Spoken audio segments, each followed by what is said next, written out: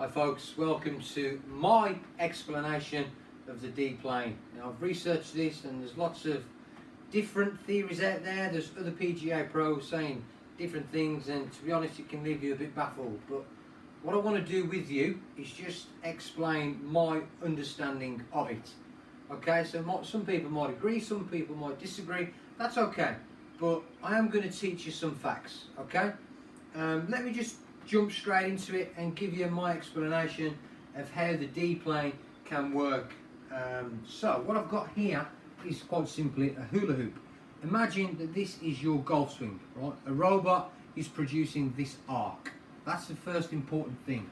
Now, if we come down the line here, let's imagine, right, that your ball position is in the middle of the fundamental fixer.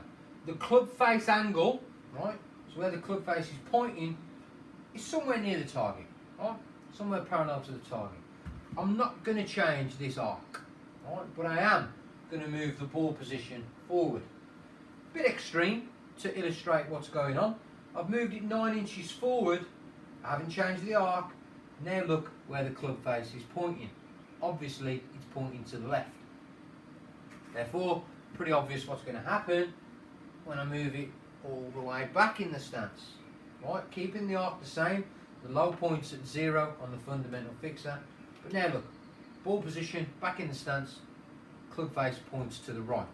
So you can see by changing the ball position, you can actually change, because of where you hit the ball in the arc, change the orientation of the face. So that's one aspect to it. Now, the second aspect's really easy one. This one's actually really obvious. The tack angle is the downward or upward motion of the golf club. Every golfer has a low point. Quite simply, from the top of the backswing, you swing down, you reach a low point, and then you start swinging up. So this one's nice and easy. I'm at 0 here on the fundamental fixer, and that would probably read like a level attack angle, right? Now the reason why we play the driver off the left heel is to encourage an upward an upward angle. I haven't moved the arc, I haven't changed my swing. All I've done is move the ball position forward and I'm hitting it more on the up. So obviously what's going to happen if I put the ball position back in the stance, again this is a robot swinging, I've not changed the arc, I've not changed the swing, but I'm hitting that now. Probably best just looking at the tee peg there on a downward angle. That's the second element to the D-plane. So downward, level angle, ball position goes forward, upward angle. Third element, and this one's equally important, is going to be the club path. Now this is important for the golfer who is slicing, which is a very common thing in golf. Okay, so same as before. I'm not going to move the arc, I'm not going to move the swing. Golfers tend to slice when they cut across the golf ball, right?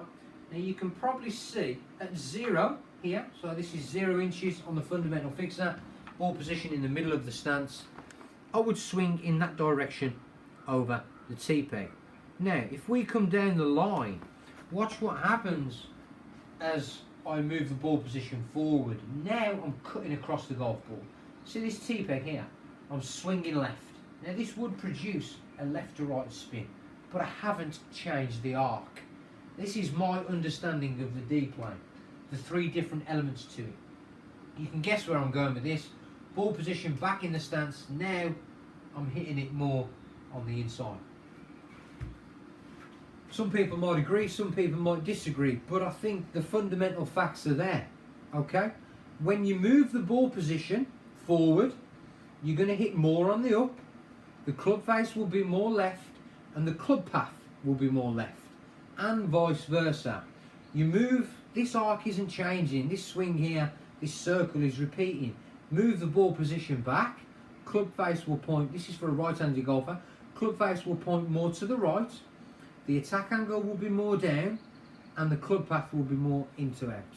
I hope that that's been a good enough explanation for you. That's my understanding of the D-plane, and if you're clever about it, you can use your ball position for your own personal preference and use ball position really strongly to your advantage.